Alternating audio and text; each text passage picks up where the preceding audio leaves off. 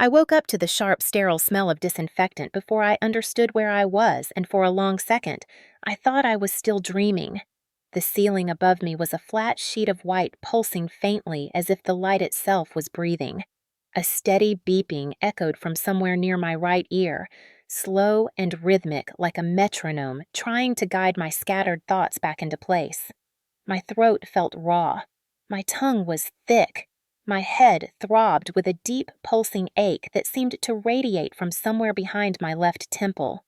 When I tried to swallow, something tugged at the inside of my arm. I turned my head slightly and saw an IV taped into my skin. That was the moment I realized I was in an emergency room. I blinked hard twice, trying to remember how I got here. My vision blurred and then corrected itself, revealing a curtain half drawn to my left and the outline of a nurse walking by. I could not remember walking into a hospital. I could not remember collapsing. I could not remember anything after standing in my kitchen early that morning, checking the oven temperature, thinking about how underwhelming the turkey looked this year. A voice drifted through the curtain. Found collapsed on her kitchen floor. That was all I caught at first, just that sentence spoken calmly, but with a strange weight behind it. Another voice, a man's, responded. Did her family bring her in? The nurse answered, no.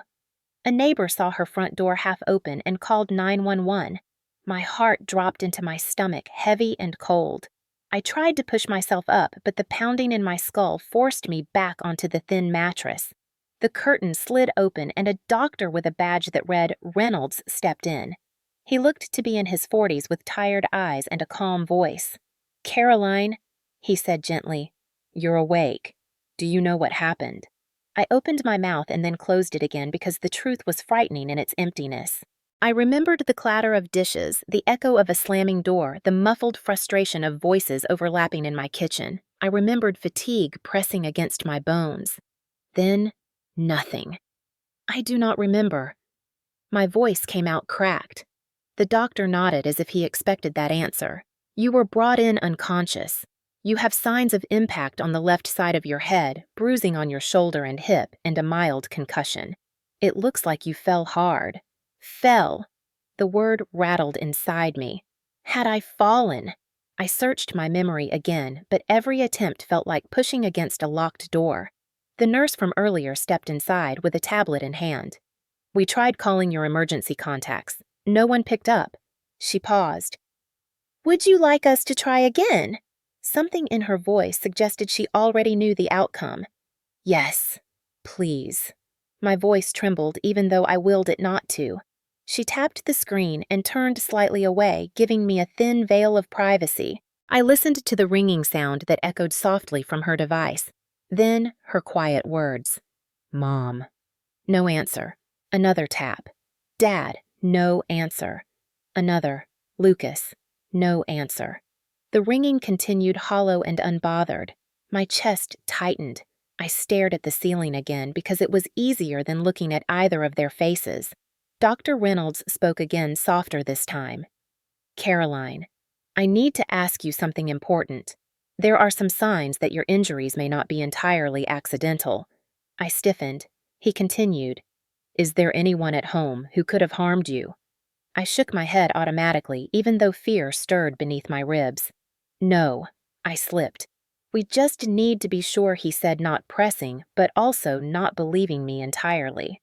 The nurse adjusted my blanket. If you remember anything or if you need help, you can tell us at any time. You are safe here. I nodded, but the word safe felt foreign in my mouth. When they stepped out, I reached for my phone on the bedside table. My hand trembled slightly as I picked it up. The screen lit my face with a cold glow. Missed calls. 0. Texts.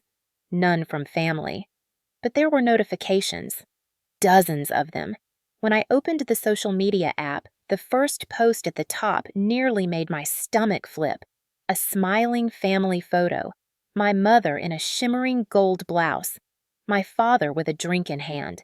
My brother Lucas grinning with an arm thrown around a cousin. A long banquet table behind them covered in white linens, polished silverware, and plates piled high with carved turkey and cranberry sauce. The location tag read Willow Creek Country Club. The caption read, Happy Thanksgiving. So grateful to spend this day with the whole family. My name was nowhere in that post, but I recognized the time it had been uploaded. It was posted while I was lying unconscious on my kitchen floor. I scrolled again and saw another post, a video this time. Laughter, wine glasses clinking, someone teasing Lucas for almost dropping a plate. They looked carefree, they looked whole. They looked like they had forgotten I existed. The doctor's words echoed in my ears. You were found collapsed on your kitchen floor. My pulse raced. My breathing tightened. I stared at their happy faces as the realization struck with full force. My family had not called for help. My family had not checked on me. My family had locked the door and left. They had gone to celebrate Thanksgiving while I lay on the floor alone, unconscious and bleeding somewhere inside my skull. A slow ache spread beneath my ribs. Not physical. Something far deeper. I set the phone down and closed my eyes because the world felt too sharp to look at. Thanksgiving is supposed to be about family. Instead, mine almost killed me and then went to celebrate. I was not supposed to end up as the kind of woman who woke up alone in an emergency room on Thanksgiving, bruised and concussed with no memory of how she got there. If you asked anyone who knew me growing up, they would have said I was the responsible one, the steady one, the girl who held everything together even before she understood that she was not meant to. I used to think that meant I was strong. Later, I would understand it meant I was conditioned. My name is Caroline Hale. I am 32 years old, a registered nurse in the trauma ward at Cedar Ridge Hospital, and for most of my life, I have been the unofficial parent of a household that technically had 2 adults. My mother has not worked a steady job since I was in high school. She always had projects, crafts she wanted to sell online shops. She swore would take off plans that burned bright for exactly 2 weeks before fading into dust. My father worked construction until his back gave out when I was 18. After that, the pain pills became wine, the wine became whiskey, and the whiskey became the kind of temper that rattled the walls even when he did not throw anything. My younger brother Lucas is 28 and has never held a job longer than 6 months. Every time he quit or was fired, he claimed it was because someone disrespected him. He had dreams, he said. He had potential. He just needed time, space, support. In other words, me. Because while the adults in our home found ways to avoid real responsibility, I stepped into it without questioning why. It started small, picking up milk on the way home from school, babysitting Lucas when my parents went out, paying the electric bill the summer after my freshman year of college when my mother forgot and the power was shut off.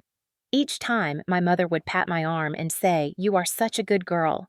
You always come through for us." At first, I felt proud. Then it became normal. Then it became expected.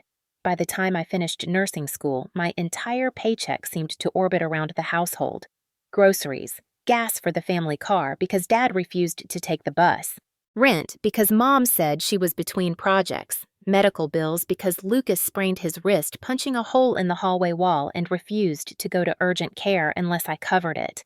I kept telling myself this was what family did. Family took care of each other. Family stepped up when life was hard. Family made sacrifices. What I did not realize then was that sacrifices are supposed to go both ways. If only one person is bleeding, that is not sacrifice. That is extraction. Our house was a constant storm. A 2-bedroom rental off Maple Park Road that always felt slightly too small for how much tension lived inside it. I paid for nearly everything, yet my mother still referred to it as our home, as if my name was not the only one on the lease. The kitchen was the worst place. It was the heart of the house, but the heart was diseased. The linoleum floor was peeling at the corners. The fridge hummed an irregular song that I kept meaning to fix. The counters were always cluttered because my mother hated throwing anything out. Bottles, boxes, mail from years ago. And the anger. That lived there too. My father drank in the kitchen. My mother lectured in the kitchen. And Lucas exploded in the kitchen. Lucas's temper was not new. Even as a teenager, he was the kind of kid who kicked walls when he could not find his phone. He was the kind of young man who slammed doors so hard the frames shook. My parents never corrected him. Boys will be boys was the family anthem. When he shoved me aside in the hallway because I was walking too slowly, my mother laughed and said he is just dramatic. When he once threw a plate because dinner was not hot enough, my father told me to apologize for provoking him. When he screamed in my face during an argument about the rent I covered for the third month in a row, no one stepped in except me. Stepping back, letting him win, because that was easier than lighting the fuse again. I learned to make myself small. I learned to swallow conversations before they turned into confrontations. I learned that being the good daughter meant absorbing impact even when it bruised. And it did bruise. A year before the Thanksgiving incident, Lucas pushed past me in such a rush that his shoulder slammed into mine with enough force to knock me against the counter. The impact left a yellow bruise the size of his palm. When I showed it to my mother, she barely looked up from her phone. He did not mean it. You know how sensitive he gets when things are stressful. Sensitive. That was the word she used for a grown man who had thrown his phone through a window because the Wi-Fi lagged for 2 seconds. I often wondered why I stayed. Why I kept paying, why I kept carrying, why I kept choosing a family that never chose me back. But the answer was simple. I had been raised to believe that leaving them would make me selfish, and selfish was the worst thing a daughter could be in our household. I tried distancing myself once. I rented a small studio apartment near the hospital when I was 27. I was proud of it. It was the first place in my life where the air felt like mine. But 2 months later, my mother called sobbing because Lucas had gotten into a fight with a neighbor and they might have to move. She said the only words guaranteed to hook me. "We need you." So I moved back in. Not because I wanted to, because guilt was a leash and I had never learned to loosen it. People at work thought my life was stable. I smiled. I volunteered for extra shifts. I brought pastries to morning huddles. I stayed late when someone needed help charting. No one knew that some days I sat in my car in the hospital parking lot after a 12-hour shift, gathering the strength to walk into a house that drained me more than any trauma bay ever had. Nursing is intense. But it has rules, procedures, safe words. Safe. People thank you when you help them. Home had none of those things. Holidays were the worst. Every year, Thanksgiving was a performance. My mother insisted we host even though we could not afford it. I cooked every dish. I paid for every ingredient. I cleaned every mess. My father drank from noon onward and complimented me only when guests were around. Lucas complained about everything unless it was exactly the way he wanted. And still, year after year, I kept hoping this would be the holiday they thanked me. This would be the year they helped. This would be the year something felt like family. It never was. But I kept trying. Because I thought trying made me good. The week before the Thanksgiving, when everything changed, I worked 5 consecutive double shifts. A flu outbreak had flooded the ward. I barely slept. My body was already exhausted, but at home, it did not matter. My mother asked why I looked so tired. My father asked if my paycheck would be higher that week. Lucas asked if I could spot him $200 because he was between opportunities again. I kept saying yes. I kept saying I was fine. I kept saying I could handle it. The truth was that I was cracking. Not loudly, not visibly, but the pressure was building and I did not know how to stop it. I did not know how to tell them no. I did not know that love was supposed to feel safe.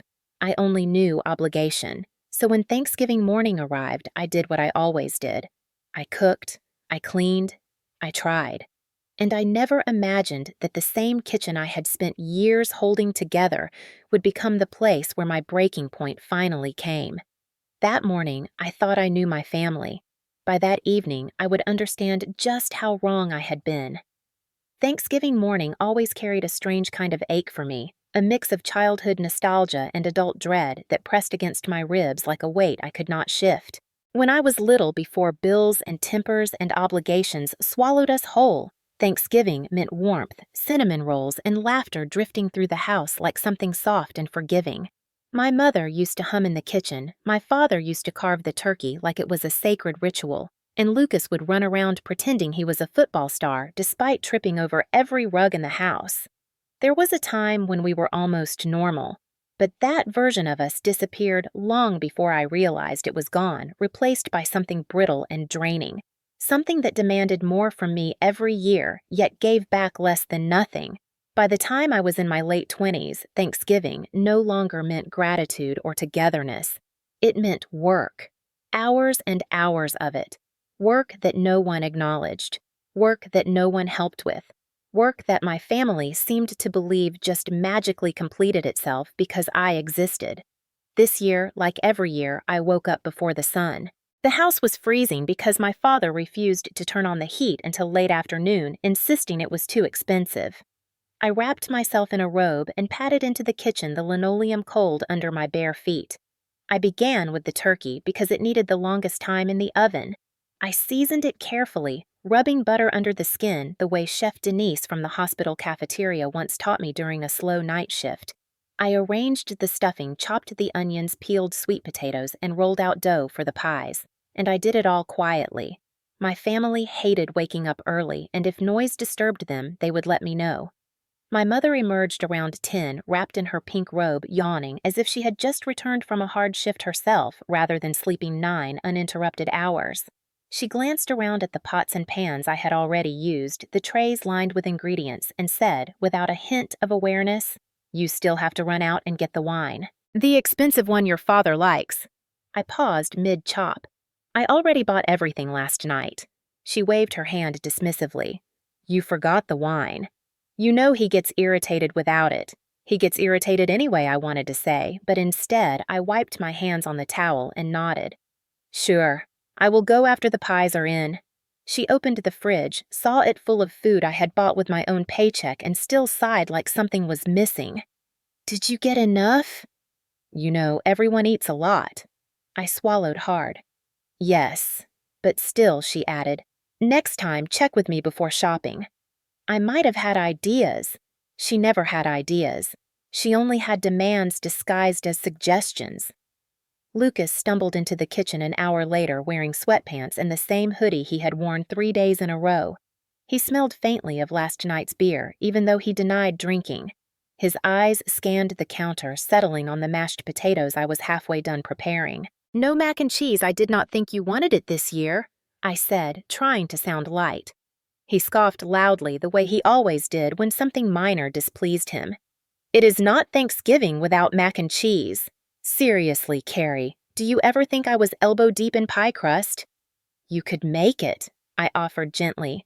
He stared at me as if I had spoken a foreign language. "I have things to do." I blinked slowly because Lucas's things to do usually meant scrolling TikTok on the couch or pacing while yelling at someone on the phone about a business idea that would never see daylight. He sighed dramatically, grabbed the tablecloth I had ironed the night before, and threw it onto the floor. "Forget it. This whole thing is already ruined." My mother rushed in from the living room.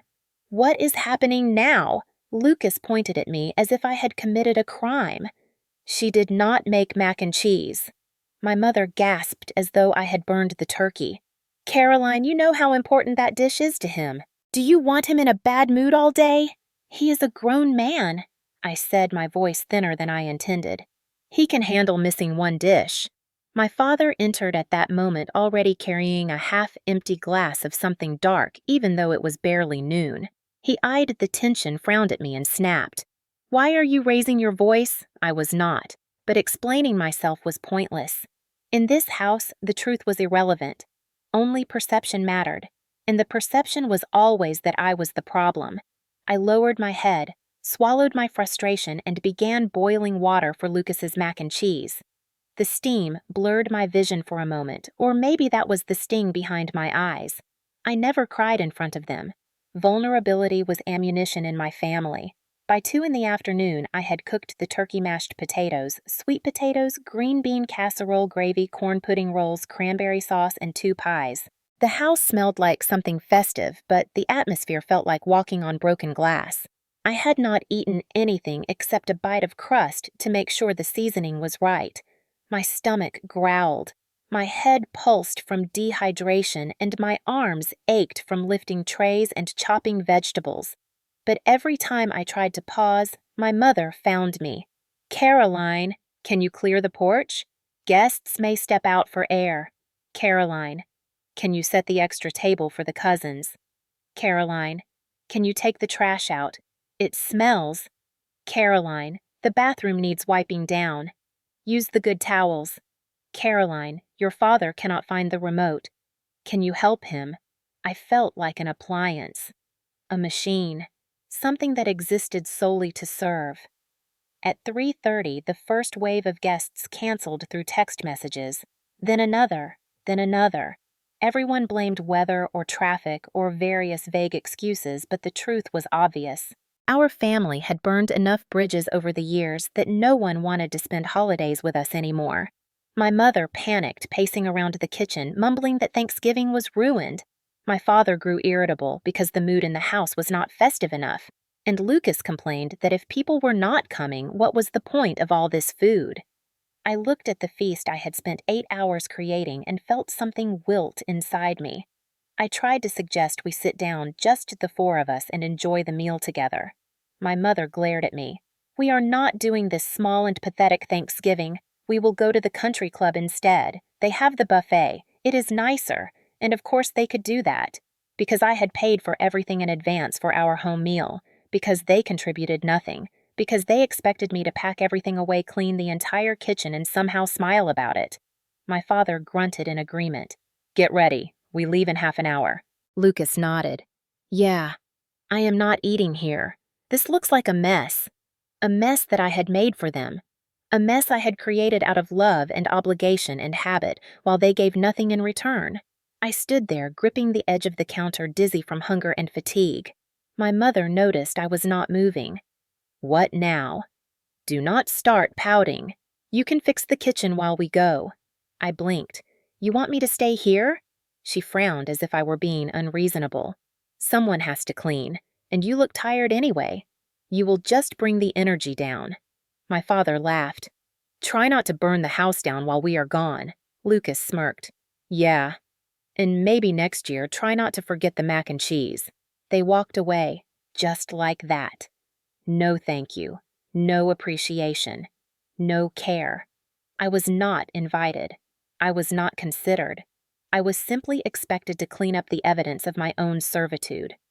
I watched them gather their coats, adjust their outfits, fix their hair in the hallway mirror. Then the front door opened. Closed. Silence fell like a heavy curtain across the house. I was alone. In a house full of food I had cooked for people who did not want to be around me. I felt an ache in my chest, sharp and sudden.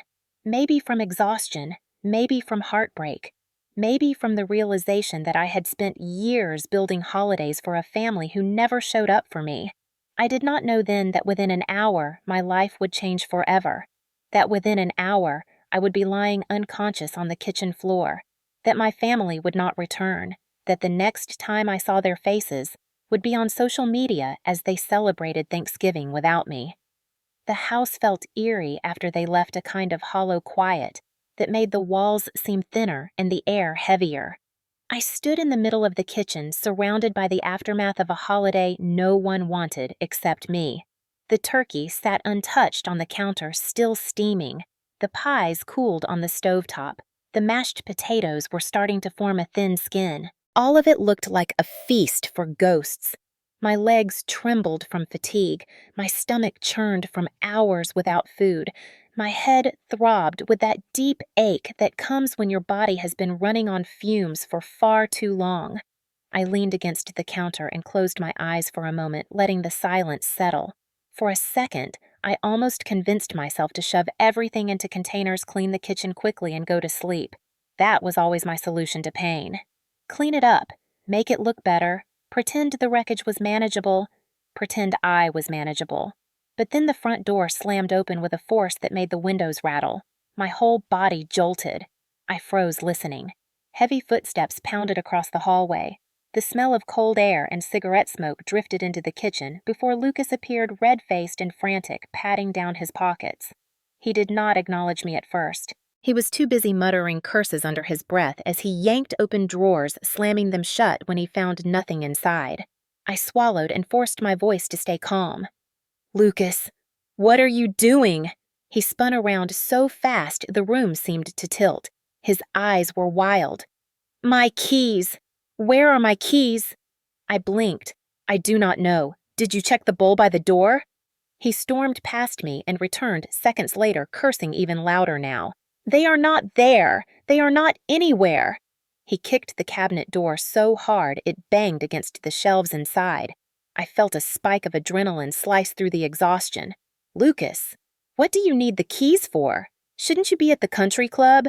He shoved his hands through his hair and glared at me like I was deliberately ruining his life. I need something from my car. Mom said she needed her cardigan and I left it in the trunk. I nodded and tried to step around him to check near the sink. Maybe they fell. Maybe I can help. But as soon as I moved, he snapped, "Do not touch anything." His voice cracked like a whip, sharp and cutting. I halted immediately. I was too tired to defend myself, too tired to fight, too tired to do anything except breathe. He resumed tearing through the drawers with reckless desperation, knocking over utensils, spilling measuring spoons across the floor, tossing dish towels behind him like confetti in a tantrum. "Calm down," I said softly. "You are making a mess." He stiffened. Slowly, he turned toward me, eyes narrowing into something mean. A mess. The word hung in the air. His gaze flicked around the kitchen, then landed squarely on the mac and cheese pot on the stove. The same dish he had thrown a tantrum about earlier. He pointed at it with a sneer. "You are the reason today is ruined." My breath hitched. "Lucas, I made what you asked. What else do you want?" He took one step toward me. "I want you to stop acting like a victim every time someone asks you to do something. I want you to stop making everything about you." The words punched the air from my lungs because they were so backward, so warped, so painfully familiar. Every time Lucas lashed out, somehow the narrative became my fault. I lifted my hands slowly, palms up, a gesture of peace I had used around him for years. "Lucas, I am just trying to help." His face twisted. "There it is, that stupid tone, like you are some saint taking care of us. You think you are better than everyone." I shook my head. "No, I do not. I really do not. I just want things to go smoothly. Please lower your voice." That was the wrong thing to say. His voice rose instantly. "Do not tell me what to do. Do not ever tell me what to do." He stepped closer, too close, the heat of his breath hitting my face. My pulse quickened. A ringing began in my ears, faint but growing. The fight or flight instinct sparked. I knew that stance. I had seen it a dozen times. When he clenched his fists like that. When his chest puffed out. When his jaw tightened until the muscle jumped. I took one step back, then another. My heel brushed against the oven door. Lucas moved forward again, fueled by some dark energy that always simmered beneath his skin.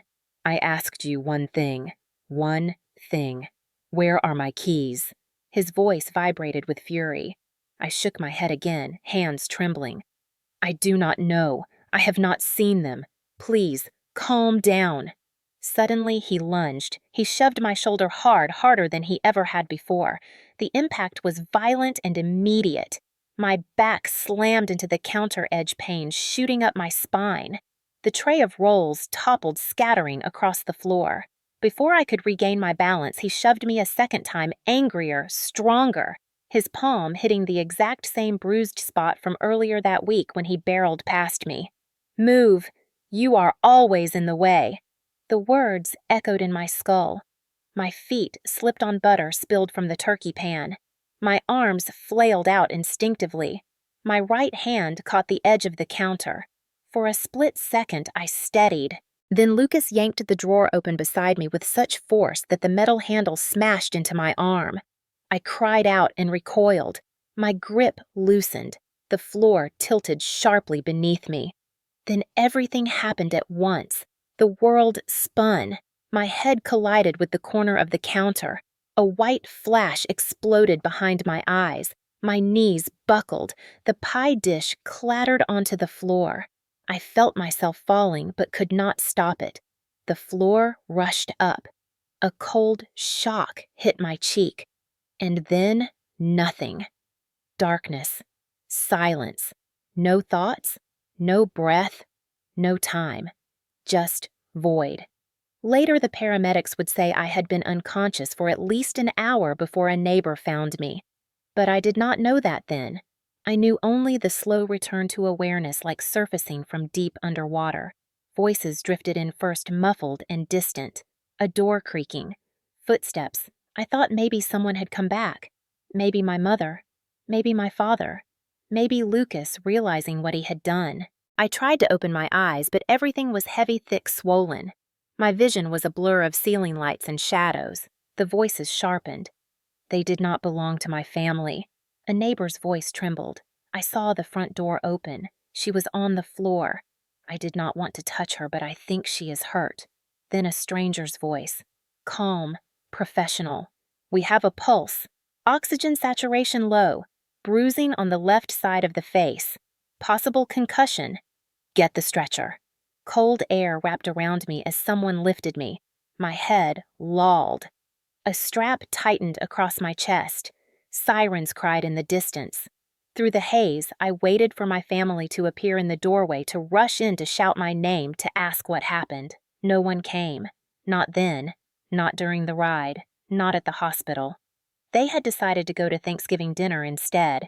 They had stepped over the fact that their daughter, their sister, was lying on a kitchen floor, unconscious from an injury they caused or allowed or excused.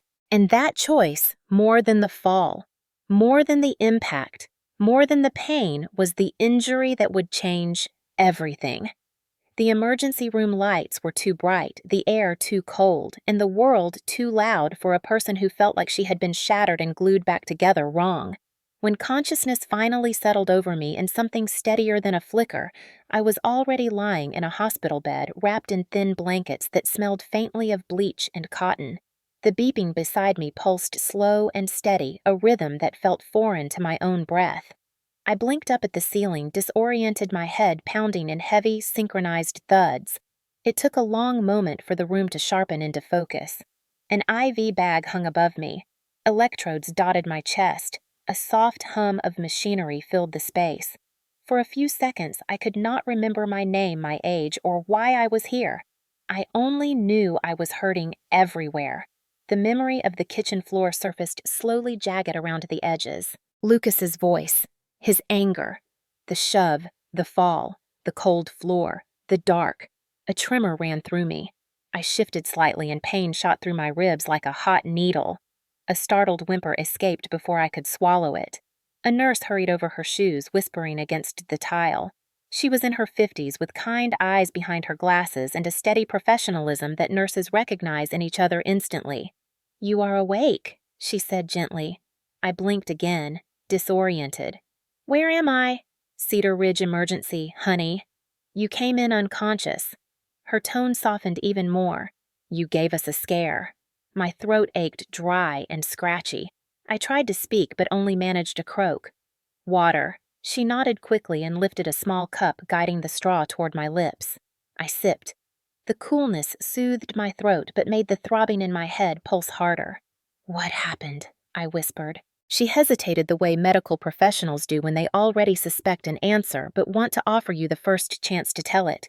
"You were found on your kitchen floor by a neighbor. Door was wide open. You have a concussion, possible bruised ribs, some contusions, and severe dehydration." Another faint tremor ran through me. The memory of Lucas's shove flashed again. I swallowed it before it could fully form. The nurse continued. "Paramedics said there were signs you had been down for quite some time. Has anything like this happened before?" I opened my mouth. Closed it. Forced a small, fragile lie out. I must have slipped. She watched me for a long moment, her eyes patient and knowing. She had probably heard that same lie 1,000 times during her years in ER nursing.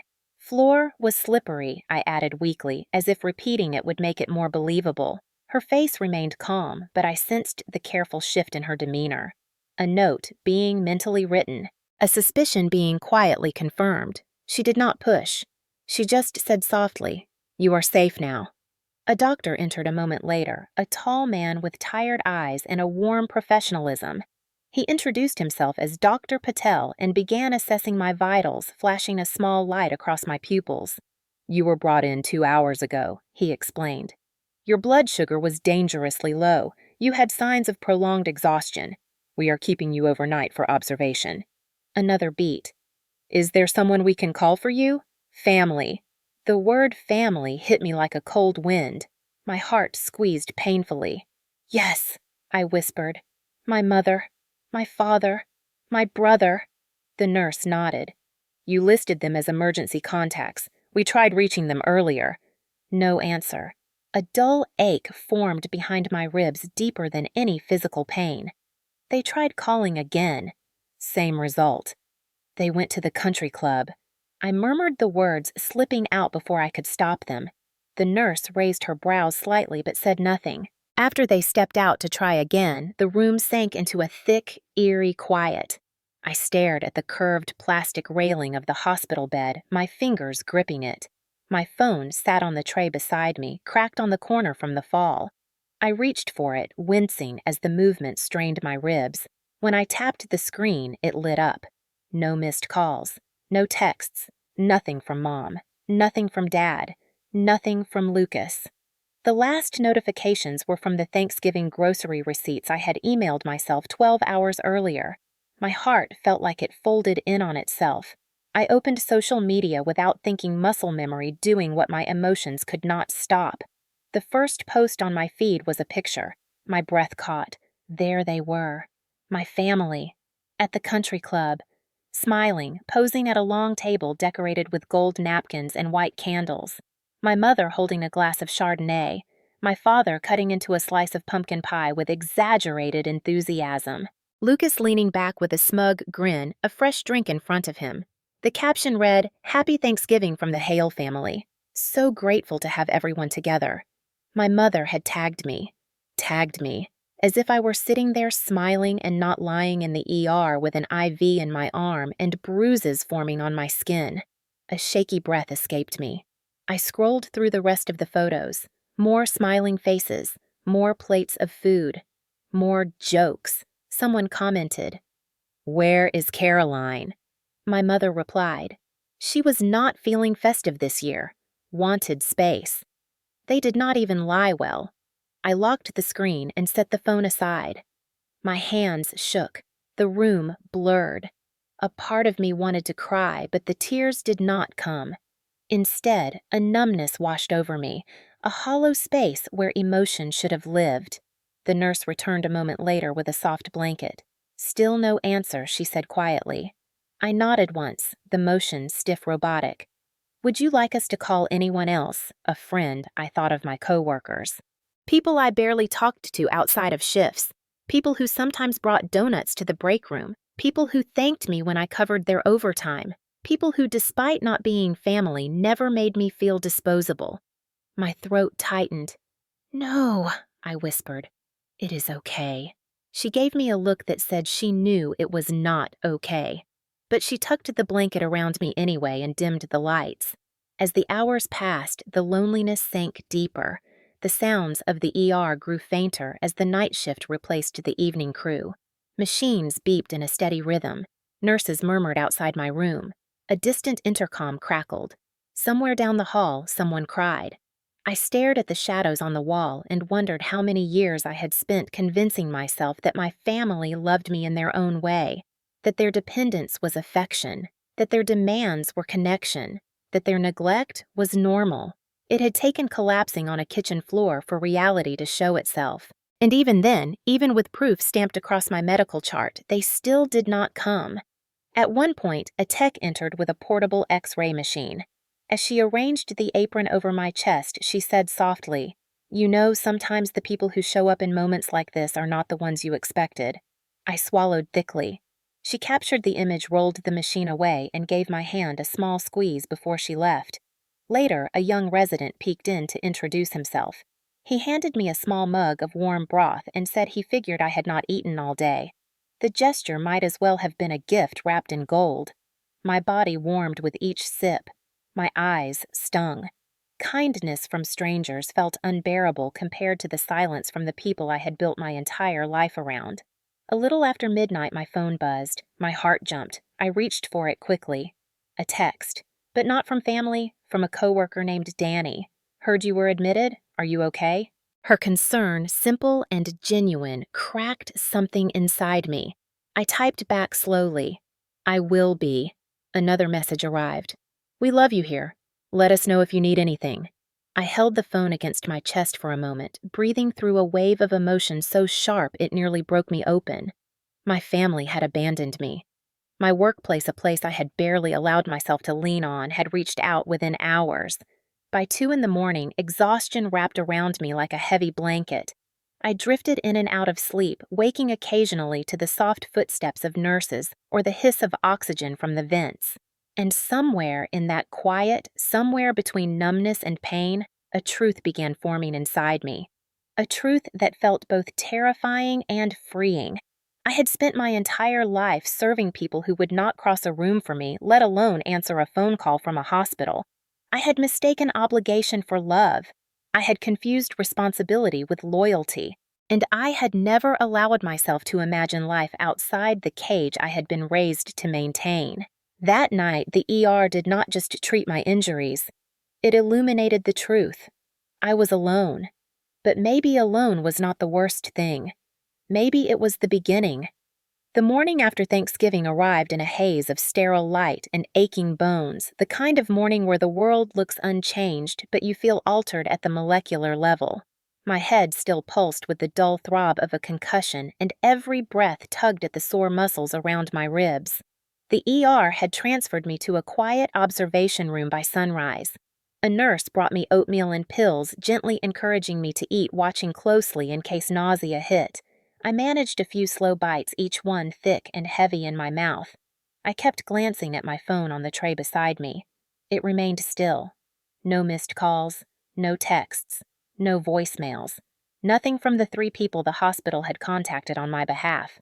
Nothing from the family I spent years holding together with work money and emotional labor.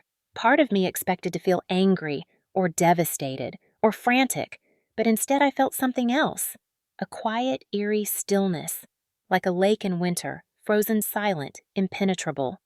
After the nurse left, I picked up my phone and stared at the blank screen.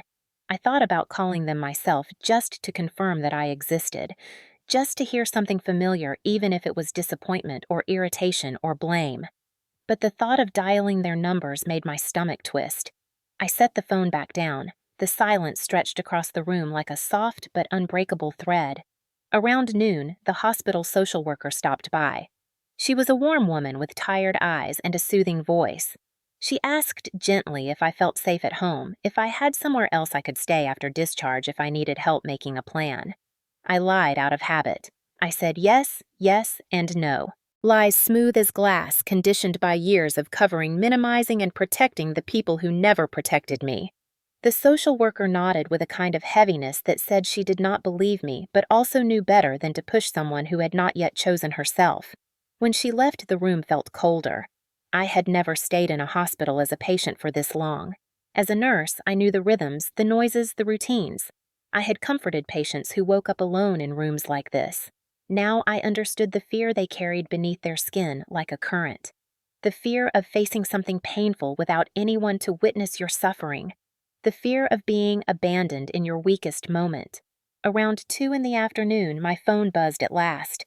My heart lurched so violently it hurt. I grabbed it immediately. A text message. Not from my mother. Not from my father. Not from Lucas. A reminder from the pharmacy about a prescription that was ready for pickup. The disappointment was so sharp it made me inhale sharply. I set the phone down again. The silence kept growing. A nurse checked my vitals and commented kindly that I seemed calmer than the night before. I realized she was right. The panic that had flooded my body during those first hours was gone. What replaced it was strange, unfamiliar, but steady. A kind of emotional clarity that frightened and anchored me at the same time. When evening neared, the doctor returned to evaluate me. He said I would likely be discharged tomorrow morning if my neurological checks continued to improve. He asked again if someone was coming to get me. I hesitated. Then I shook my head. I will figure something out. He offered a sympathetic nod. After he left, I stared at the ceiling for a long time, letting the truth sink in.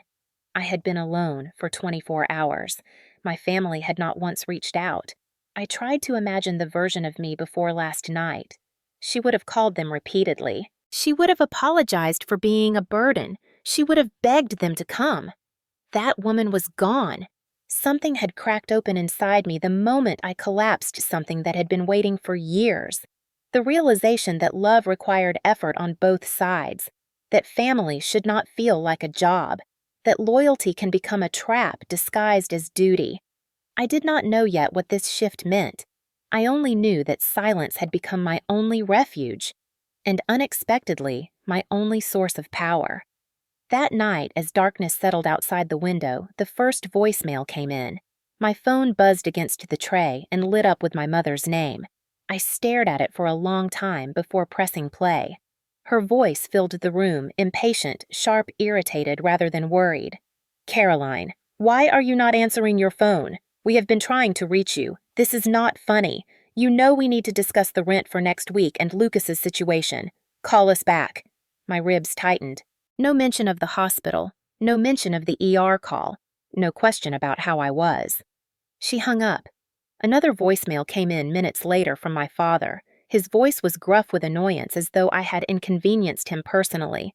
"Caroline, stop ignoring your mother. You cannot just disappear. We are at the club and people are asking where you are. You are making us look ridiculous. Call us back and sort this out." He ended the message abruptly. My jaw clenched. My fingers curled tightly around the blanket. The third voicemail arrived from Lucas. His voice was dripping with the entitlement that had shaped our entire family dynamic. "Seriously, what is your problem? You are acting like a child. You ruined Thanksgiving and now you are hiding. Grow up and call Mom before she freaks out more." The anger in his tone startled me, considering he was the one who had shoved me to the floor hard enough to knock me unconscious. Not one of them sounded concerned. Not one of them asked if I was alive. Not one of them acknowledged the hospital's call. Not one of them cared. The silence I had given them had not worried them. It had inconvenienced them, and suddenly the truth became blindingly clear. For years, I believed silence was something I owed them only when I was being punished. Silence meant shame. Silence meant withdrawal. Silence meant bending under their expectations. But now, for the first time, silence was mine. Silence was not punishment. It was the only boundary I had left. I put my phone face down. When it buzzed again, I did not pick it up. When more notifications arrived, I ignored them. Somewhere around midnight, exhaustion took me, but it was a deeper, steadier kind of exhaustion than the frantic burnout I lived in for years. This was the exhaustion that comes when you finally stop fighting for people who would not lift a finger for you. The next morning, when the light filtered through the blinds, warm and golden, I woke with a kind of clarity I had never allowed myself to feel. The doctor confirmed I was stable enough to be discharged. The nurse brought paperwork. Another staff member wheeled in a chair to take me downstairs. My family had left 7 voicemails overnight. Not one asked if I was safe. Not one asked if I needed help. Every single one was a guilt trip, a demand, a reprimand, and still I did not call them back. For the first time in my life, the silence between us did not feel like abandonment. It felt like protection. It felt like the smallest, quietest beginning of a life where I did not owe my suffering to people who refused to see it. When they finally realized that their control no longer worked on me, everything would erupt. I did not know how bad it would get. I did not know how far they would go to claw their way back into my life.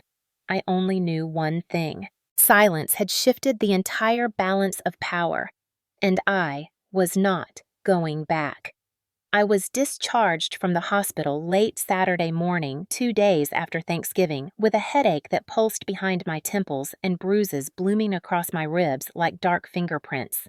The nurse wheeled me outside, wished me luck in that soft voice nurses reserve for patients they worry about, and watched until my rideshare pulled up.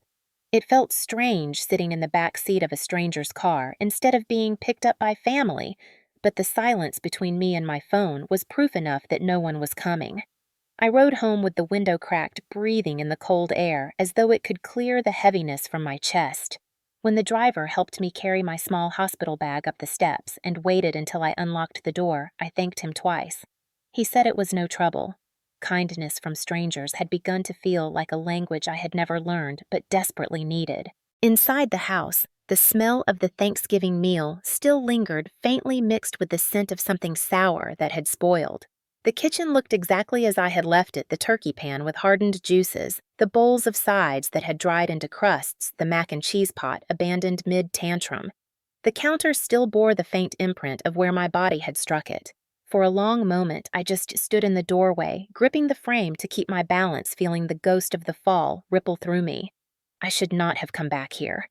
That thought hit me with such clarity it almost knocked the breath from my lungs. I should have gone to a hotel. I should have stayed with a coworker. I should have asked the hospital social worker for help. But habit is a powerful thing, and mine had always been returning here even when it hurt. I shuffled into the living room and lowered myself onto the couch, breathing through the flare of pain in my ribs. My phone buzzed with 3 new voicemails, all from my mother. I did not listen to them. Not yet. My body needed rest and my mind needed space.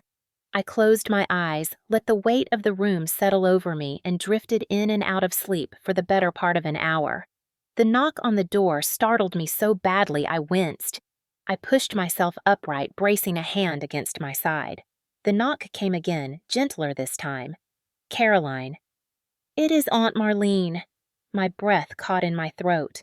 My father's older sister was the only relative who had ever shown me consistent kindness, though she always kept a polite distance from the chaos of our household.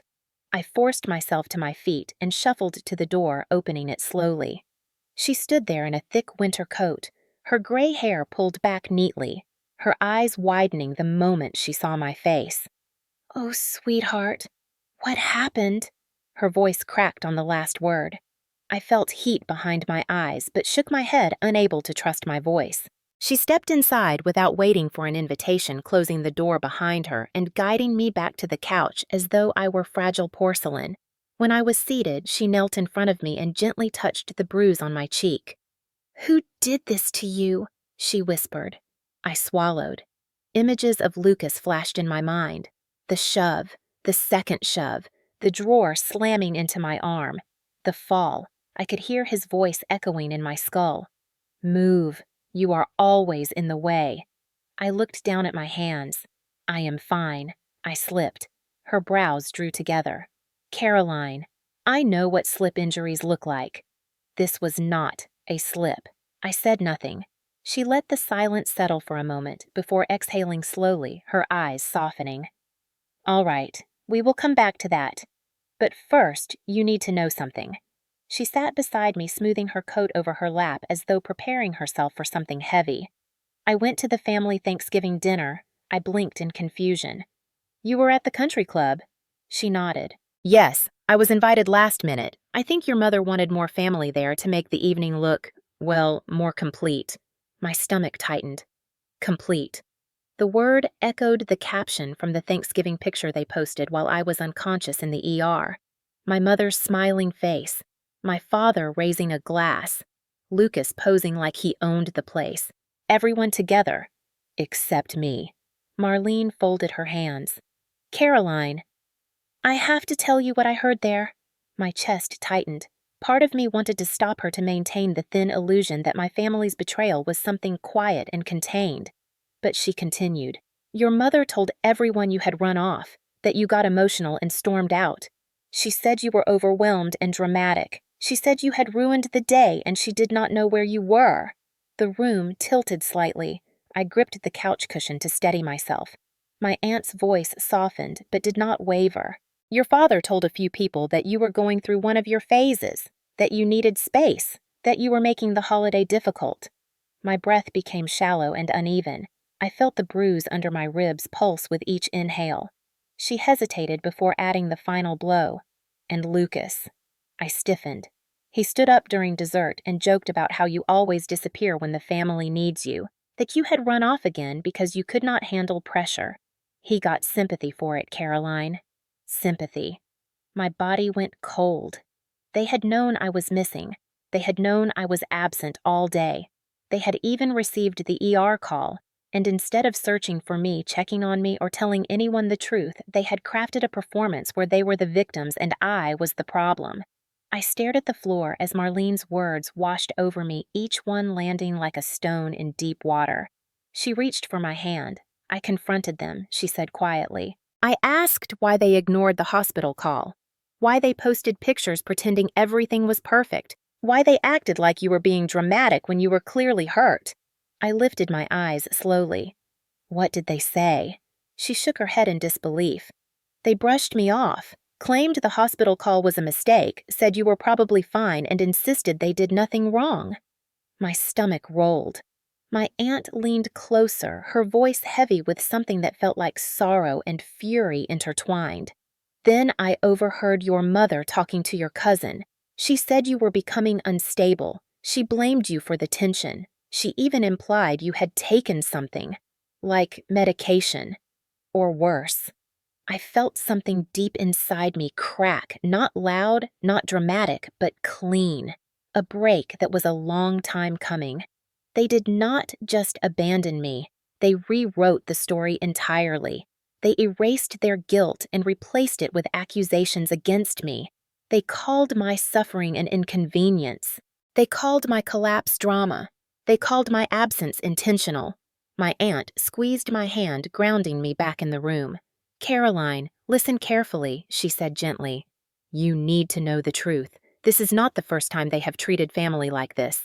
Your mother and father, they have a pattern. I frowned. What pattern?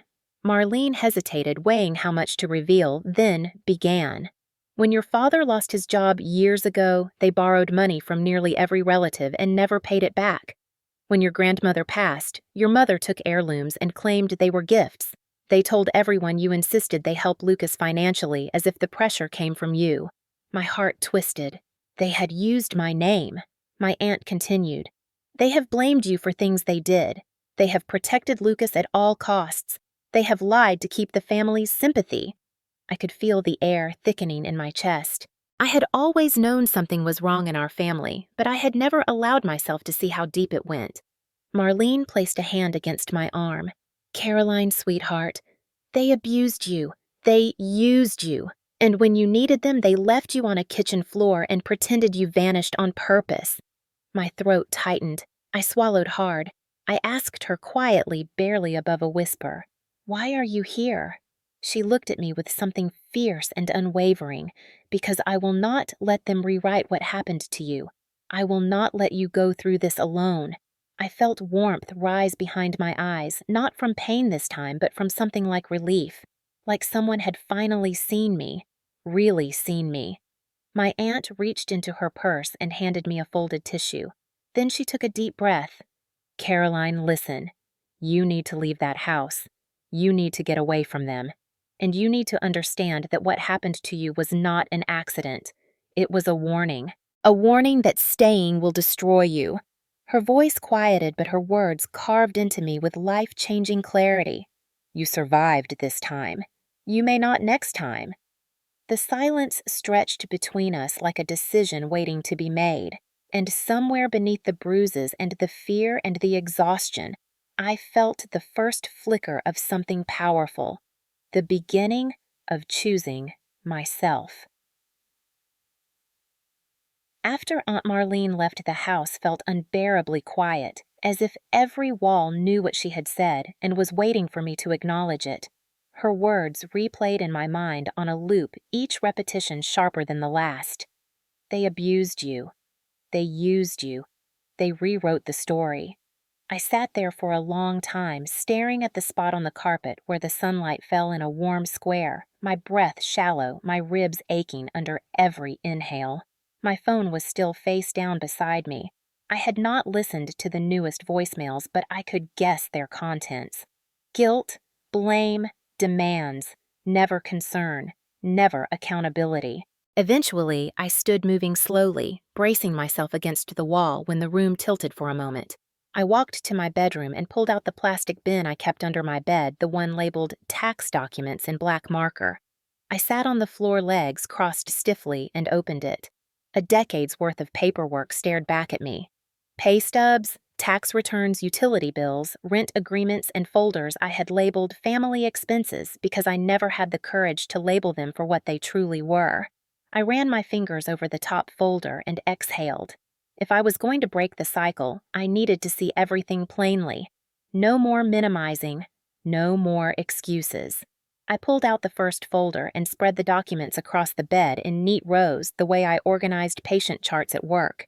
Electricity bills, internet bills, medical copays, car insurance, all paid by me, year after year. I kept organizing.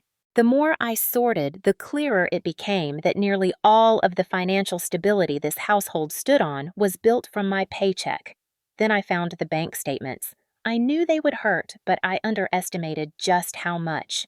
The numbers stabbed. Month after month, transfers to my mother's account, transfers to my father's, transfers to Lucas. Sometimes small amounts, sometimes hundreds at a time, sometimes marked as food or utility split. Other times categorized as gift or miscellaneous because I had not wanted to think too hard about them. 5 years. Almost $38,000. Money I earned working double shifts, overnight shifts, shifts that left me bone-tired and emotionally numb. Money I sent without hesitation because they always said they needed it. Money I never used on myself. I pressed my hand against my mouth, staring at the total. A tremor ran through me that had nothing to do with the concussion. Then, something caught my eye. A thick envelope stuck to the bottom of the bin. I did not remember putting it there. My name was written on the front, but the handwriting was not mine. I opened it carefully. Inside were photocopies of loan documents. My heart lurched as my eyes scanned the first page. Applicant Caroline Harper. Except the signature at the bottom was not my signature. It was a clumsy imitation of it. My father had forged my name. He had taken out a loan using my identity. The date was 2 years ago. The amount was over $8,000. I grabbed the next paper with shaking hands. Another loan in my name. Smaller amount. Different bank. Same forged signature. The blood roared in my ears. My ribs throbbed. My vision blurred. Identity theft. Fraud. Crimes. Crimes committed by the people I fed, sheltered, trusted, and protected. I sat down on the carpet, the papers trembling in my hands. How long had they been planning this? How long had they used my personal information? How many debts were tied to my name without my knowledge? My mind raced through possibilities, each more horrifying than the last. The phone bill, the car insurance, the medical forms. All of it required my personal information. My father knew where I kept everything. He knew my SSN. He had asked for it once when I was 23, saying it was for a tax form. I gave it to him without hesitation. I did not even question it. My breath stuttered. I reached for another folder. This one was heavier. When I opened it, several crumpled receipts spilled out across the floor. Old grocery receipts, hardware store tickets, printouts of Amazon purchases I did not recognize. I scanned them and felt my stomach twist. Gym equipment, electronics, expensive shoes in sizes that did not fit me, items shipped to our house but clearly used by Lucas. One receipt in particular made my hands go cold. A printout that said, Startup Investment Credit Card Payment. The amount was large, too large. I had never invested in anything, but the payment came from my card. My statements showed charges for software supplies and advertising. Lucas had attempted a business venture 2 years ago and told everyone it failed because investors backed out. I had believed him. Now I saw the truth. His failed business had been funded by me, without my knowledge, without my consent, without any intention of ever paying it back. I leaned back against the bed, every bruise throbbing. My voice broke in a whisper. They used me. They drained me. They lied to me. The betrayal felt physical, like a second injury layered on top of the fall that put me in the ER. I reached for my laptop next. My fingers hovered over the trackpad as I pulled up my email. I typed in keywords: loan, insurance, payment, dispute. Every search brought up threads filled with half-truths from my parents and Lucas. We cannot afford this. Can you cover just this once? Your father is in a tight spot. Your brother is talented. He just needs one more chance. We will pay you back. We promise. Not one reimbursement, not one apology, not one acknowledgement of the weight they placed on me. I opened my online banking dashboard. The numbers looked different now, not just withdrawals or transfers, but evidence. Evidence of 5 years of manipulation, evidence of financial abuse, evidence of the role I had been assigned since childhood. The responsible one, the emotional sponge, the financial safety net, the daughter who carried everything so no one else had to. My aunt's words echoed again. You survived this time. You may not next time. I took a slow breath and opened a new document. I began writing down each piece of evidence, every transfer, every forged signature, every unexplained charge, every lie, every pattern, every year. I wrote until my hand cramped and my shoulder throbbed. Then I wrote more. When I finished, I had 12 pages of documentation. 12 pages that told the story my parents would never admit. 12 pages that proved my collapse was not a single moment of violence, but the culmination of years of quiet harm. Years of being drained financially, emotionally, physically. Years of being treated as an asset rather than a daughter. As I sat there, surrounded by papers scattered across the floor, a strange calm settled over me. Not numbness, not shock. Something sharper. A determination I had never allowed myself to feel. For the first time in my life, the narrative was in my hands. Not theirs.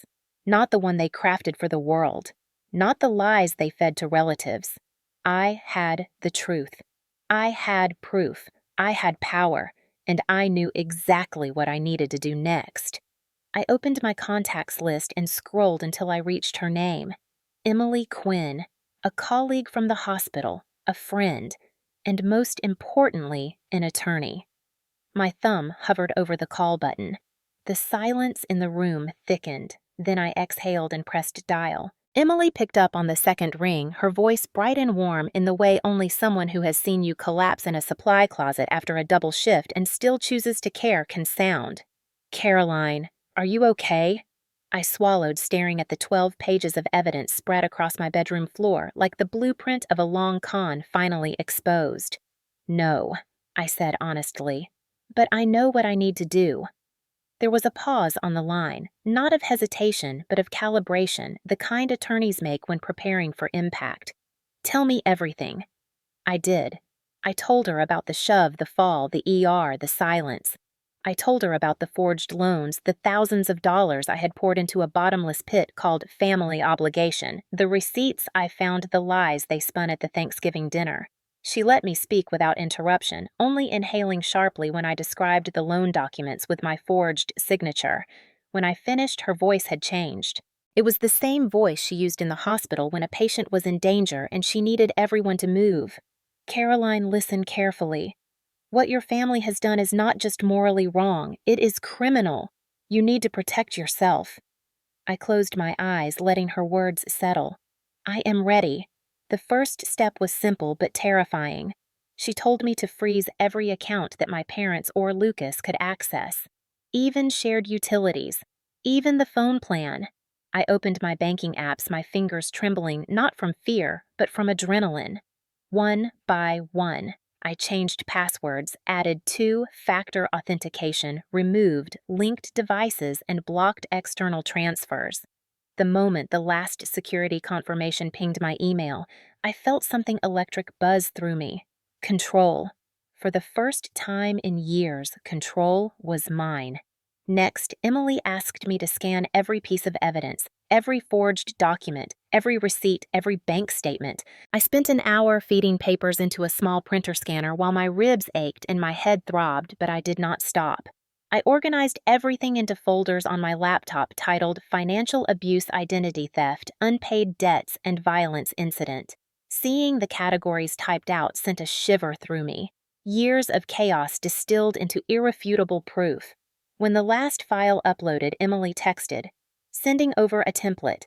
Fill it out exactly. She emailed a formal demand letter. 3 pages, precise, cold, professional.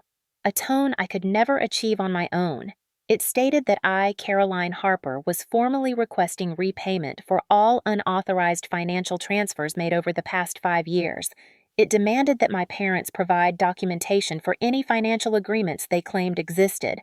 It required Lucas to return the vehicle registered under my name within 72 hours, and it warned in clear legal language that failure to comply would escalate the matter into civil and criminal proceedings. The moment I signed my name at the bottom, my hands trembled, but not from fear, from the weight of reclaiming something I did not realize I had lost: myself. Emily instructed me to send the letter in 2 formats: email and certified mail. I walked to the mailbox with the envelope pressed against my chest, each step careful so I would not aggravate my ribs. Sliding the letter into the slot felt like dropping a match onto a trail of gasoline. Back inside, I opened my laptop and hit send. The email left my outbox at 2:42 p.m. Immediately, the storm began. 10 minutes later, my phone rang. My mother. I let it go to voicemail. Then my father. Then Lucas. I did not pick up. They switched to text. "How dare you? You have lost your mind. After everything we have done for you, you are ungrateful. You are trying to destroy this family. This is your brother. He needs help. You owe us. Shame on you. You will regret this." The texts grew more frantic the longer I stayed silent, but for the first time in my life, their urgency did not move me. Silence was armor.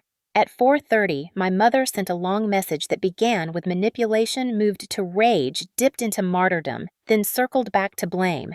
"You are choosing outsiders over your own blood." That line snapped something in me. "Blood," she said, as though blood had ever protected me, as though blood had not left me unconscious on a cold kitchen floor, as though blood had not drained me financially for years. I put the phone aside. Emily called again.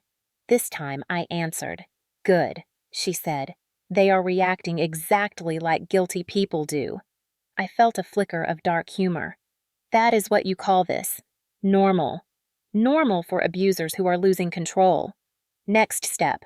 File a fraud alert with the credit bureaus." I followed her instructions. I called Equifax Experian TransUnion. I reported that my identity had been compromised. They placed 30-day fraud alerts and flagged suspicious activity.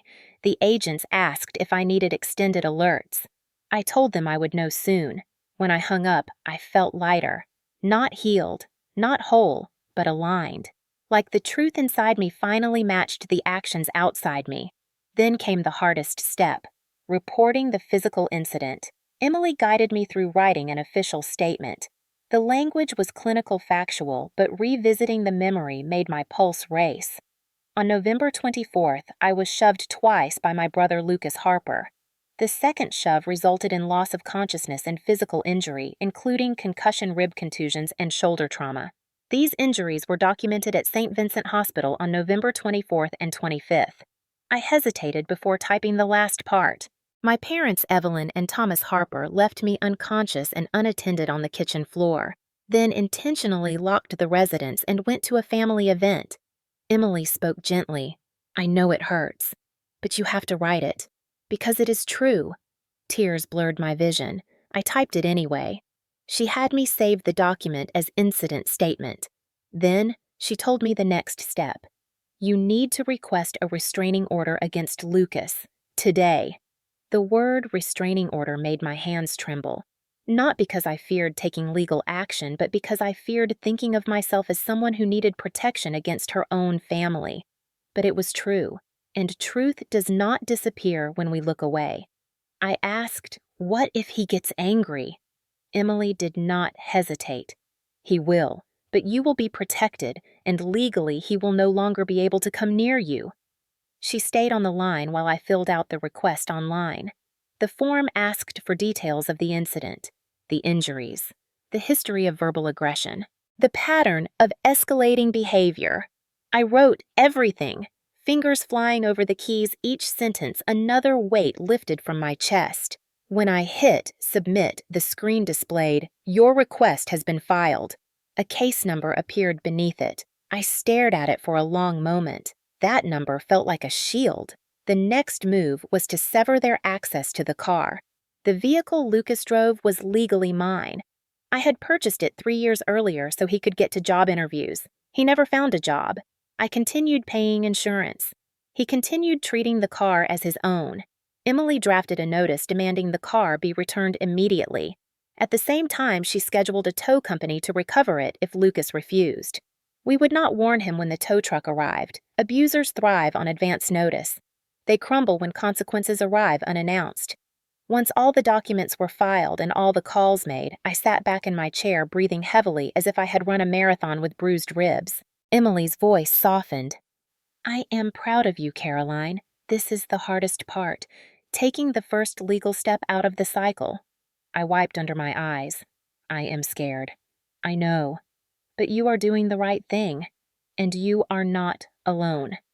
After the call ended, I sat in the quiet glow of my laptop screen. For years, my life had been shaped by fear. Fear of upsetting them. Fear of making them angry. Fear of living a life that did not revolve around their needs. For the first time, they were the ones afraid. Not because I had power over them, but because I had taken my power back.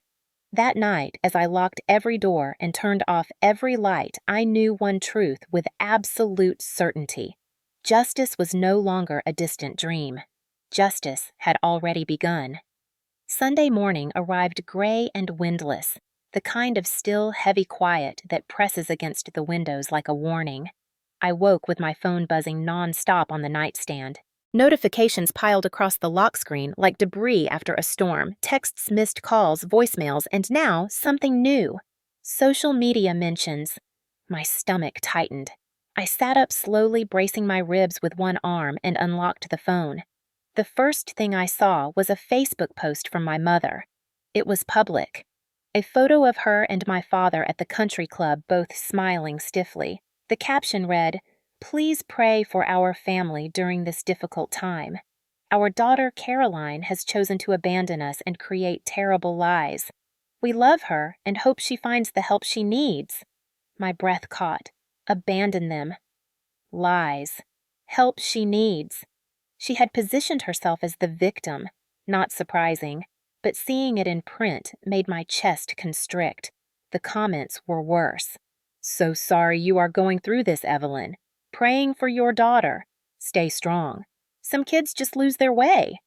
It felt like being slapped. My father had commented beneath it. "We tried everything to support her. We do not know why she has turned on us. Please keep our family in your prayers." My ribs ached as though the words themselves had weight. I scrolled. An hour later, Lucas had posted a video. A live stream. My heart pounded as I tapped it open. He sat in his bedroom baseball cap backward, the familiar smugness on his face, but beneath it, I could see the panic. He put on a show.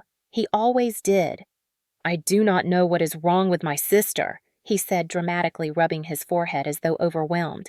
"She freaked out on Thanksgiving, started screaming at everyone, then ran out of the house. No one has heard from her since. She is ignoring Mom and Dad. She is lying about us." I stared at him, stunned by the audacity. He leaned closer to the camera. "She has been having issues for a while. We are really worried. We just want her to get help." My ribs tightened painfully. "Help? Issues? Freaked out." He was rewriting the narrative in real time. I felt heat rise up my neck, the kind that comes from betrayal so sharp it cuts through bone. But then something unexpected happened. The comments started turning. Someone wrote, "I live on that street. The ambulance took a woman from their house Friday morning." Another person replied, "I saw the paramedics too." She looked hurt. Then, "Did you call 911 or did they?" The truth was already cracking through the polished facade. My stomach churned. Then it happened. A comment appeared that made my breath stop. It was from Mrs. Greeley, my elderly neighbor from across the cul-de-sac. I was the one who found her unconscious. The paramedics said she had a head injury. No one from her family was home. The silence in my room became deafening. Then another neighbor chimed in. They left for Thanksgiving dinner around 4. They did not look concerned. And then someone else. They told everyone at the club she ran away.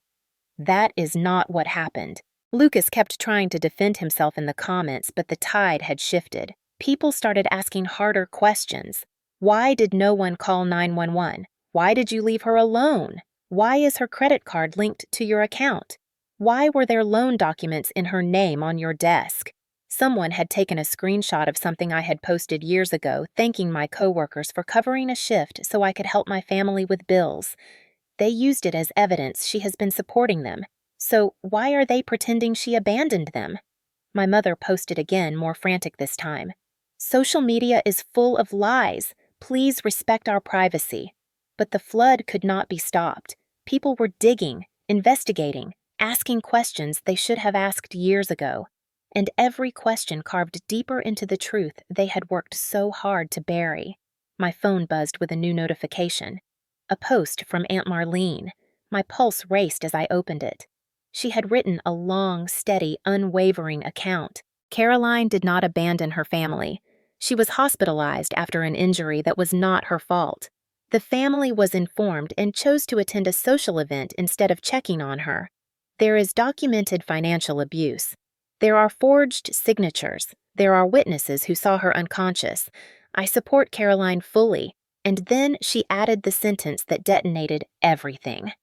Sometimes the truth is ugly, especially when it comes from inside the home. Within minutes, her post had hundreds of reactions. Comments poured in. Some from people I did not know, some from extended family. And suddenly, the meltdown began. My cousin Heather posted publicly I was at that dinner. Evelyn said Caroline left because she was dramatic. That was a lie.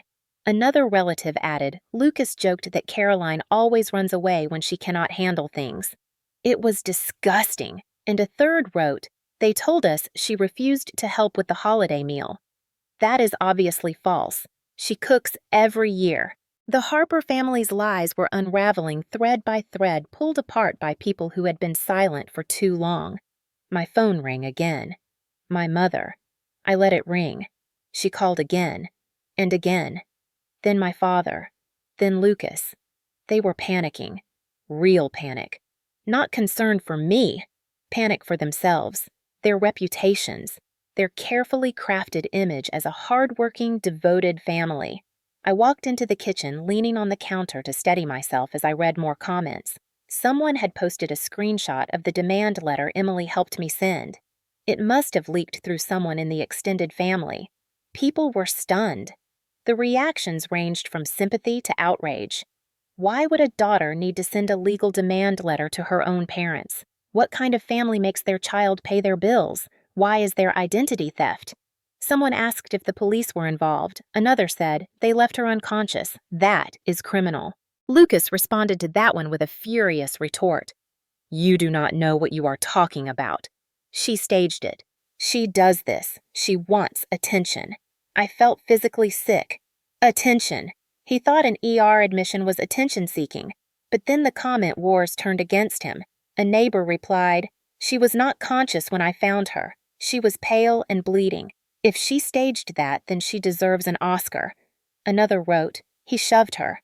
I heard yelling through the wall. Someone else added, she always looked exhausted. I thought she was caring for them. My chest tightened with emotion. Years of invisibility were being peeled back by strangers who saw more than my own family ever did. The meltdown spread. My mother posted again. Stop spreading lies. This is a private family matter. We will be contacting attorneys. Someone responded. Caroline already has one, and she has proof. Then another person said, if this is private, why did you post about it publicly in the first place? The hypocrisy was glaring. My phone buzzed with a video notification. Lucas had gone live again. The title read, Clearing the Air. I tapped it open. His face was red. His voice raised his frustration boiling over. You people do not understand. My sister has always been dramatic. She likes playing the victim. This is between us. Everyone needs to shut up. His anger made him careless, dangerous. And then he made the mistake that ended everything. He said, she should have known better than to get in my way.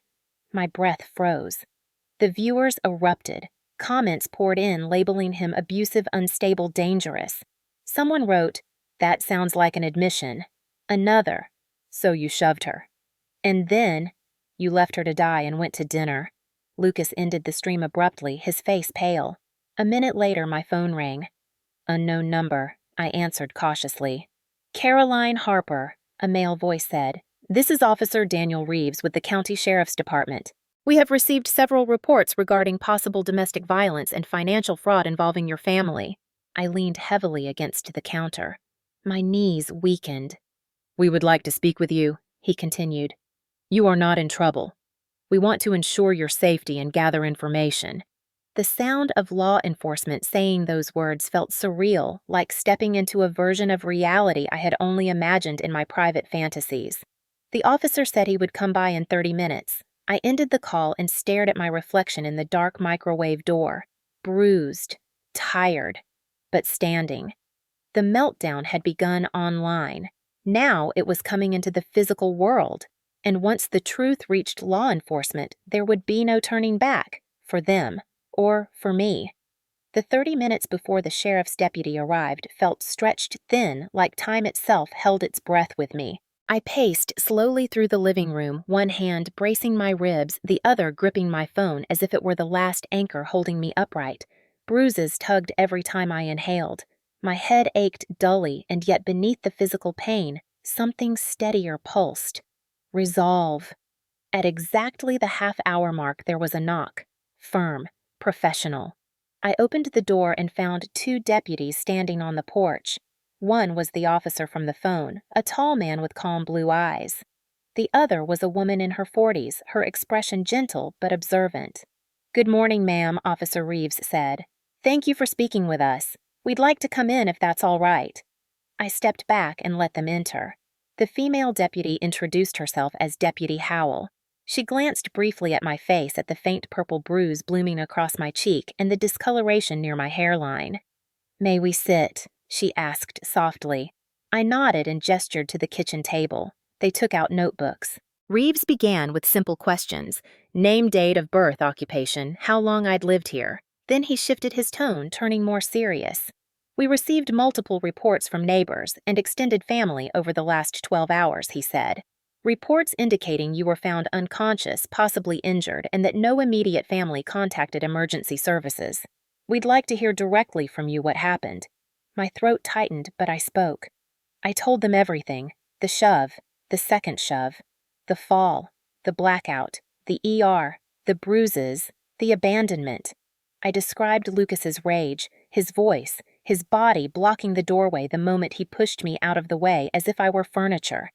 I described waking alone in the ER, the hospital staff confirming no family had called the Thanksgiving pictures posted while I lay unconscious. Reeves took notes rapidly. Howell's expression hardened with every detail. When I finished, my voice trembled. I expected disbelief, or judgment, or the polite skepticism I had grown accustomed to navigating in healthcare settings. Instead, Howell leaned forward and said, Caroline, what happened to you is a crime. Several crimes, actually. My breath caught. She continued. Assault, neglect, possible reckless endangerment, and if there was a delay in rendering aid due to intentional abandonment, that is a serious matter. My ribs tightened as a wave of emotion rose. Reeves asked gently, May we take photos of your injuries for documentation? I hesitated only a moment before nodding. Howell photographed the bruise on my cheek, the tender swelling near my temple, the blooming purple marks along my ribs and shoulder. When she finished, Reeves asked, Do you feel safe staying here? I swallowed. Not really. He nodded as if he expected the answer. Do you have somewhere else you can stay? Yes. My aunt. Good. Because based on your statement, your restraining order request, and the physical evidence, you should not be alone when your family learns their legal situation. I nodded slowly. Reeves continued. We'd like you to email us the documentation your attorney prepared, financial records, loan evidence receipts, any communication that could be relevant. It will help us open a formal case. I tapped through my phone, sent the files to the address he dictated. Howell's eyes widened slightly as she scrolled through the attachments. This is extensive, she murmured. This is years of financial exploitation. I felt numb, hollow, seen. Reeves closed his notebook. Here's what happens next. Based on your statement, the witness reports the medical records we will request from the hospital and the financial documents. We'll be opening an investigation. You've already filed for a restraining order, which helps protect you immediately. We will likely be interviewing your family today." A shiver ran through me. He gave a small, reassuring nod. "You will not be identified to them as the source of the complaint until necessary. But after today, they will know." My stomach twisted. Howell leaned forward, her voice gentle but firm. "Caroline, they may get angry, they may lash out, but everything they do from this moment forward is under legal scrutiny. You are safer than you think." When the deputies left, the house felt heavier, like the walls themselves were absorbing the gravity of what had just happened. I stood in the middle of the kitchen staring at the spot where I had fallen. I exhaled slowly. Then I packed. I moved carefully, gathering clothes, medication documents, chargers. Every movement made my ribs throb, but I did not stop. 15 minutes later, as I stepped outside with my bag slung over my shoulder, a tow truck rumbled into the driveway. I froze. The driver stepped out. "You Caroline?" "Yes. I'm here for the silver sedan. Order from the legal owner." My breath caught. That was my car, the one Lucas drove every day. I stepped aside and watched as the driver loaded it onto the flatbed. It felt like watching a piece of my life being reclaimed. A small, significant victory. The driver secured the straps, climbed back into the truck, and tipped his hat lightly through the window before pulling away.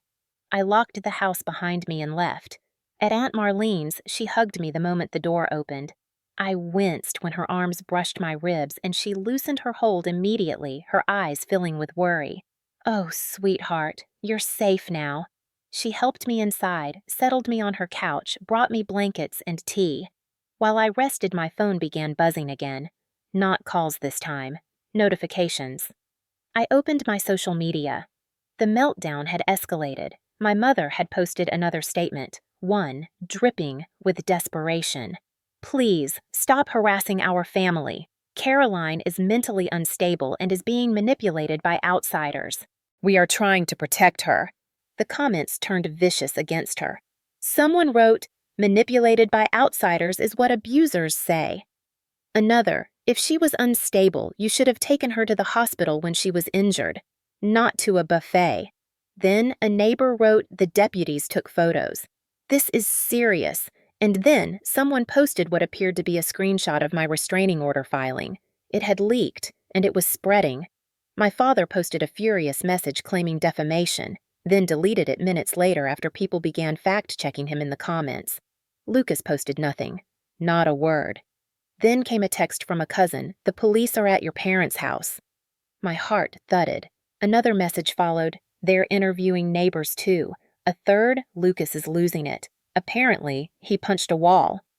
I sat back against the couch, stunned, trembling relief and dread intertwining like two sides of the same breath. Hours passed in a blur. Then Emily called. "You need to hear this," she said. "Your father called my office." My heart seized. What did he say? That you're being influenced, that you are fabricating claims, that he wants everything stopped. She inhaled sharply. "Caroline." The tone he used was not the tone of an innocent man. It was the tone of someone who knows he's losing. Before I could respond, Marlene came into the room and muted the TV. She looked at her phone, her eyebrows raised. "Caroline, I think something just happened." She handed me the screen. A local community watch page had posted an update. 2 individuals were detained for questioning today in connection with a domestic assault and fraud investigation. No names released at this time. My breath shook. I knew who those individuals were. Moments later, another update: 1 male suspect taken into custody for outstanding warrants related to identity theft. That could only be Lucas. And then a final chilling update. 1 adult female is being questioned for failure to render aid and involvement in fraudulent financial activity. My mother. My chest tightened and tears burned in my eyes. Tears not of sadness, but of release. A dam breaking. A lifetime of buried truth finally surfacing. Emily texted next. "They will be served with civil notices tomorrow. You did everything right." I stared at the messages, my breathing shaky. Marlene placed a hand on my shoulder. "Sweetheart, this is justice. Real justice." I nodded, the tears falling freely now. Because deep down, beneath all the shock, beneath all the fear, beneath all the exhaustion, I felt something I had never known before: vindication. My story was no longer hidden. My pain was no longer invisible. My suffering was no longer twisted into a narrative they controlled. The truth had walked out into the world and spoken for me, and the world had listened. The morning after the community watch page lit up with updates about the arrests and questioning, I woke in my Aunt Marlene's guest room with a strange sensation running through my chest. For a moment, I did not recognize the ceiling above me or the soft weight of the quilt tucked around my body. Then I remembered where I was, and more importantly, where I was not. I was not in that house. I was not in that kitchen. I was not lying unconscious on a cold floor while my family trotted off to celebrate a holiday built on gratitude. I was somewhere safe, and for the first time in years, my breath felt like mine. Marlene knocked gently before peeking in. "You awake, sweetheart?" I nodded and sat up, wincing as my ribs protested. She brought a cup of tea to my bedside and sat down. "The world is buzzing," she said with a sigh, "but you do not need to look at any of it. Let the truth handle itself." I nodded again, softer this time. It was strange having someone care about my well-being without expecting anything in return. I sipped the tea slowly and felt warmth unfurl through my hands. After breakfast, she drove me to my new apartment. The lease had been signed the night before by email, and I had chosen a unit on the second floor of a quiet building across town. It was small, simple, clean, with beige walls and a balcony overlooking a row of maple trees. When we unlocked the door, sunlight spilled across the bare living room. My eyes stung unexpectedly. Marlene set my suitcase down and hugged me. "This is the start of something new," she whispered. I carried my bag into the bedroom and set it on the floor. As I stood there, still surrounded by silence, it fully hit me that this space belonged only to me. Not to my brother, not to my parents, not to their demands, not to the weight of expectation that had pressed on my shoulders for so long that I forgot how it felt to stand straight. That afternoon, Emily called. Her voice was calm but purposeful as she explained the legal updates. "Caroline, the restraining order is approved. Lucas is officially barred from contacting you in any form, and your mother has been served with a notice requiring her appearance regarding financial misconduct." I swallowed, trying to process the enormity of it all. "And my father?" She paused. "He was not arrested, but he is being monitored. His involvement appears to be more passive, though still negligent. There will be consequences." My stomach tightened with a complicated twist of emotions. I felt no triumph, just clarity. They were facing the life they built, and for once I was not holding the beam steady. After we hung up, I sat on the living room floor and let the silence settle around me. I realized something else. Nothing inside me was fighting to fix things. Nothing inside me wanted to run back and smooth over the chaos. The urge, once so strong it felt like a law written in my bones, was gone. A week later, I started therapy. The first session was raw, tangled, uncomfortable. I told the therapist about Thanksgiving, about the shove, about waking in the ER alone, about the years of paying bills that were not mine, about the signatures forged in my name, about the bruises I hid with makeup, about the messages filled with guilt and obligation and threats. She listened carefully, her expression steady. When I finished speaking, I felt hollowed out. She leaned forward and asked gently, "When did you learn that your well-being mattered less than everyone else's comfort?" The question broke something in me. For weeks, we worked through layers I had never examined: my exhaustion, my loyalty, my fear of being seen as difficult, the belief that being useful was the only way to be loved. Slowly, the fog began to lift, my ribs healed, my headaches faded, and for the first time since I was a child, I experienced full nights of sleep that did not include jolting awake at phantom sounds. At work, my colleagues welcomed me back. I thought there might be awkwardness after everything went public, but instead, I found small notes on my desk, warm hugs from nurses I respected deeply, and one bouquet of sunflowers with a simple card that read, "We are grateful you are still here." Even my supervisor took me aside. "Caroline, you have been carrying far too much for far too long. You do not owe anyone an apology for protecting yourself." I nodded, unable to speak. Outside work hours, I spent my evenings learning how to exist without scrambling to meet someone else's emergency.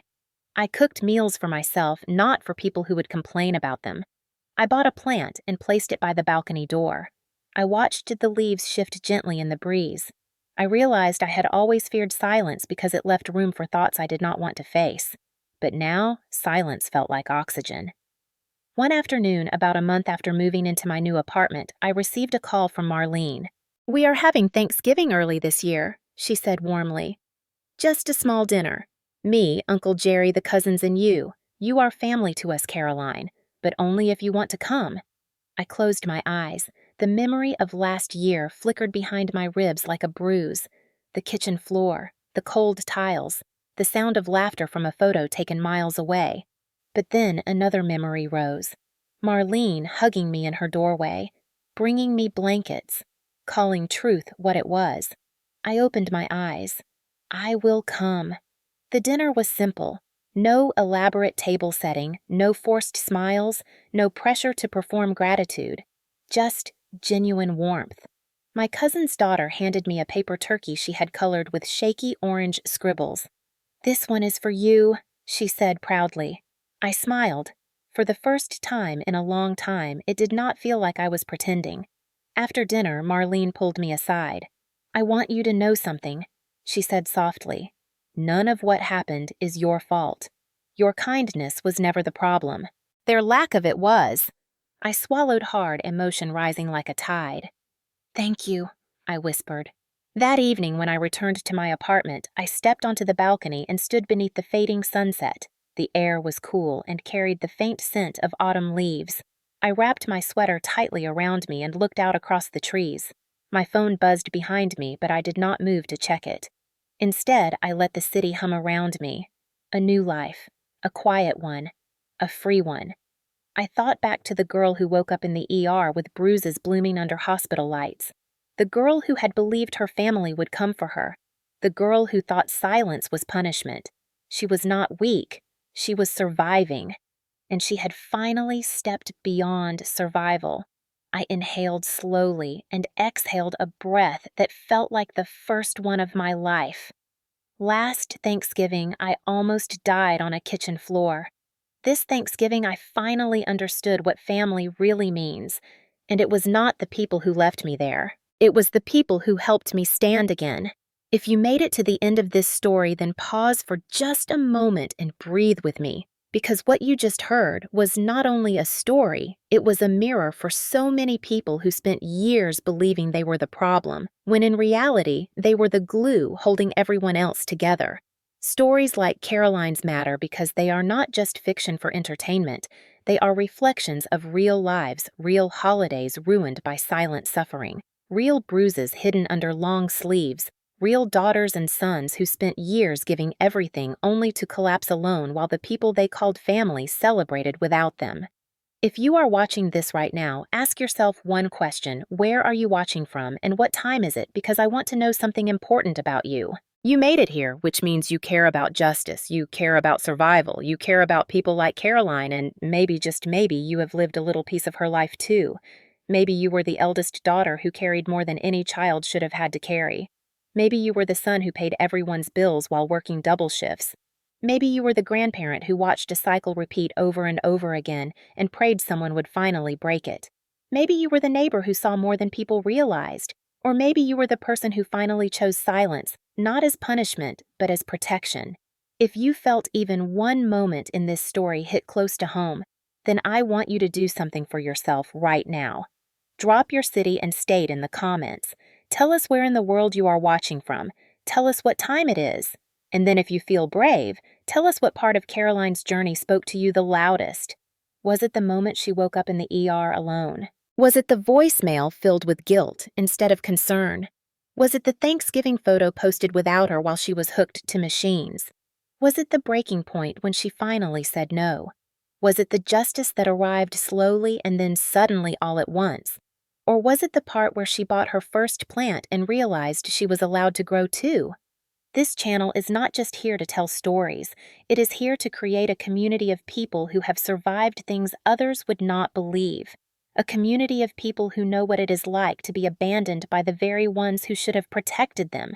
A community of people who know the taste of silent dinners and the weight of slammed doors and the sting of being told that exhaustion is weakness. A community of people who know that blood is not always family and family is not always love. If you know that truth deep in your bones, then you belong here. And if this story reminded you of your own strength or helped you breathe a little easier, then consider subscribing because every week we bring stories like this to the surface. Stories about survival, stories about justice, stories about people who were pushed down and still stood back up. And if you ever feel alone in what you are going through, read the comments. You will see people from every corner of the country, from tiny towns to big cities, from quiet farms to crowded streets, sharing the same pain, the same victories, the same longing for peace. You are not alone. You were never alone.